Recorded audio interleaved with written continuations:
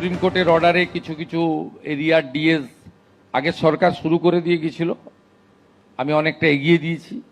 মহার্ঘ ভাতা বা ডিএ নিয়ে সরকারি কর্মীদের উদ্দেশ্যে গুরুত্বপূর্ণ বার্তা দিলেন মুখ্যমন্ত্রী শুভেন্দু অধিকারী। বিদ্যুৎ ভবনের এক অনুষ্ঠানে তিনি জানান, রাজ্য এবং কেন্দ্রের ডিএর ব্যবধান ধীরে ধীরে কমিয়ে আনা হবে এবং বকেয়াও পর্যায়ক্রমে মিটিয়ে দেওয়া হবে। মুখ্যমন্ত্রী বলেন, আপনারা হয়তো ভেবেছিলেন একসঙ্গে 42% ডিএ দিয়ে দেব, আবার সোশ্যাল মিডিয়ায় 10% দেওয়া হবে বলেও প্রচার হচ্ছিল, কিন্তু আমরা 42%ও দিইনি, আবার 10%ও দিইনি, হিসাব করেই দিয়েছি।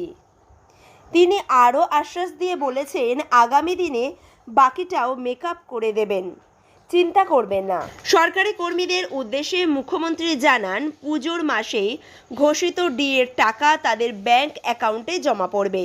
পাশাপাশি তিনি বলেছেন, সপ্তম পে কমিশন গঠনও করা হয়েছে, যা ভবিষ্যতে বেতন এবং ভাতা সংক্রান্ত বিষয়ে গুরুত্বপূর্ণ ভূমিকা নেবেন।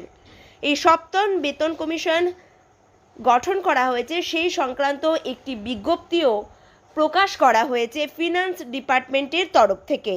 মুখ্যমন্ত্রীর এই বক্তব্যের পর ডিএ ইস্যুতে রাজ্য সরকারি কর্মীদের মধ্যে নতুন করে আলোচনা শুরু হয়েছে।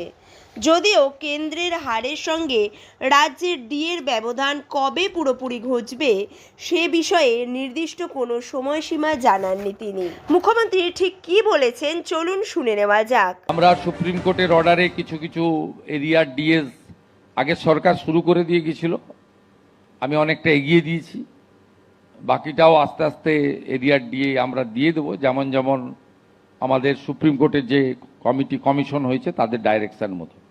আমরা প্রথম 8 থেকে 15 আগের সরকার কিছু দিয়ে গিয়েছিল, আমি এসে অনেকটা দিয়ে দিয়েছি। বাকি 15 থেকে 19 এটা আন্ডার প্রসেস আছে, রিটায়ারমেন্ট লোকদের আগে দিচ্ছি, দিয়ে আস্তে আস্তে করে দেবো।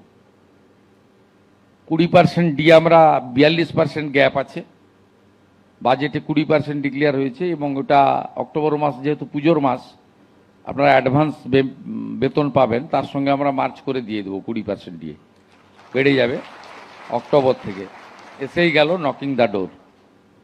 পে কমিশন 7th বানিয়ে দিয়েছি, ওই টার্মস অ্যান্ড রেফারেন্স তৈরি হয়ে গেছে, তার ডিসকাশন চলবে। মাস 6 তো মিনিমাম লাগে, যখনই দিয়ে দেবে আমি চেষ্টা করবো এই ফাইন্যান্সিয়াল ইয়ারের শেষের দিকে হলেও 7th পে কমিশন। ভিডিওটি সকলের মাঝে শেয়ার করুন, ভালো লাগলে লাইক করবেন, আর আপনি যদি চ্যানেলে নতুন এসে থাকেন তাহলে চ্যানেলটিকে সাবস্ক্রাইব করে রাখুন। ধন্যবাদ।